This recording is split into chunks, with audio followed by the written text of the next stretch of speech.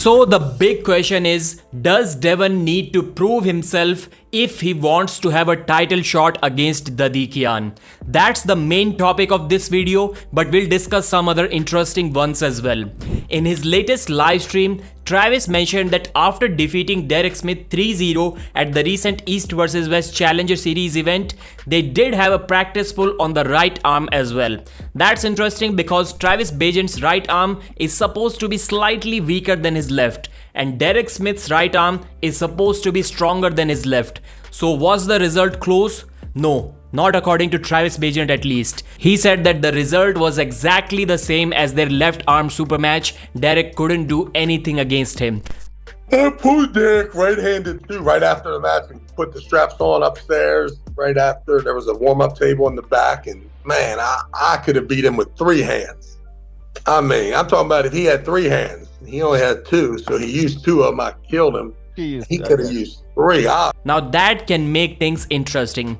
Derek does not have a super elite level right either, but it's better than his left. We saw in the Matt Mask match that he was able to offer some resistance to Matt, at least in the initial rounds, and he has defeated Tim Bresnan as well.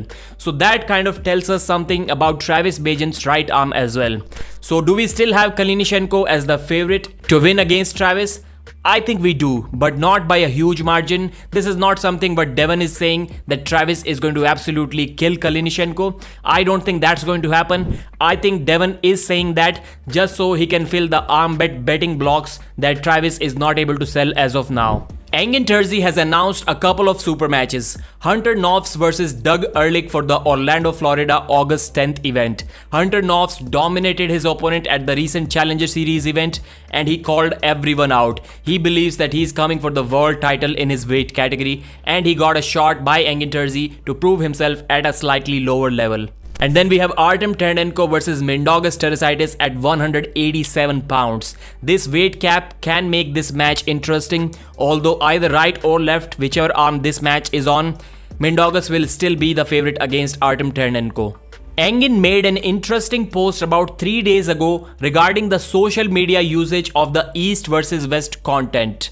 The new announcement of East vs West super match videos to be used. So the first point says that if you help promoting the East vs West events, then you can apply for an approval on this email and wait for Engin's answer if you are allowed to use the footages or not. Second step, if you are in fact allowed to use them, then what can you use? Second point says that you can use all of the videos right up until the end of 2023.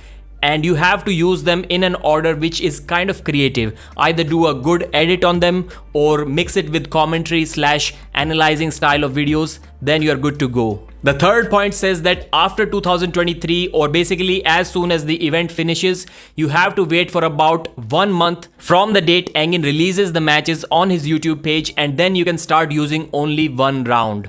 And about 10 channels have already been approved by Engin. So finally, Devon Larratt vs David Dadikyan. This is what Dadikyan said about Devon. Devon had his opportunity to pull 105 kg title match. Petrenko at 105 kilos is much tougher than Devon at 105 kg. Devon needs to build his way if he wants a title match opportunity. So Dadikyan wants Devon to take a couple of matches before he gets a title shot. And of course, all of this is considering that Dadikyan is still the title holder. But after these trash talks, because Devon has also responded and in kind of an angry trash talking way, I think we would still like to see this match even if Dadikyan loses to Petrenko. So the question is, does Devon need to prove himself? Before I analyze Dadikyan and Devon's point about this, let me give you my own opinion on this. I think, and I have said this before as well, if you are a title holder in one weight category and for some reason you decide that you cannot compete in that category anymore, you chose to let go of the title just like Devon Larratt did, but you didn't get beat there, then in that case, I think you should be awarded the title shot in the second category straight away. This is what I have always said. Maybe it is not so effective if some guy decides to jump to a higher weight category, but definitely if a 115 kg guy decides to go lower where he can still be pretty strong. That does not apply to everyone because some guys get stronger when they gain weight, but I'll say maybe 80% are in fact stronger in the lighter weight categories if in fact they can cut weight to that weight category. So no, the short answer is Devon does not need to prove himself. Now let's analyze Dadikyan's point of view about this subject. Devon has proven himself in the super heavyweights, and he has also proven himself by becoming the 115 kg world champion. But has he really proven himself in the 105 kg category? I think his biggest win around that weight was Andre Pushkar in 2012, but that was on the left arm. But on the right arm, I'm not sure if he was ever considered to be the top guy while weighing that much, because the last time Devon was this light, he lost to John Brzezinski in 2015. So maybe Dadikyan has a point there.